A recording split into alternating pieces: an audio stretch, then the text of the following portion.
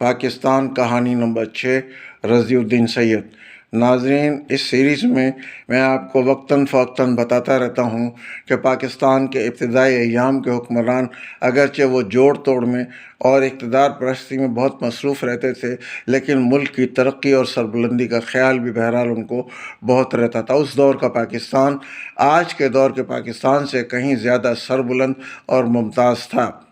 پاکستان کے ایک ماہر معیشت ڈاکٹر محمد عزیر مرحوم اپنی کتاب یادداشتیں میں بیان کرتے ہیں کہ اس دور کی مسلم حکومتیں پاکستان میں ایسی شخصیات کو اپنا سفیر مقرر کرتی تھیں جنہیں اسلام سے کما حقہ واقفیت ہو۔ وہ جانتی تھیں کہ پاکستان ایک نظریاتی اسلامی مملکت ہے، اس لیے اس کی نظریے کی اور اس کے اسلام کے بارے میں معلومات ہمارے سفیروں کو بہت زیادہ ہونی چاہیے۔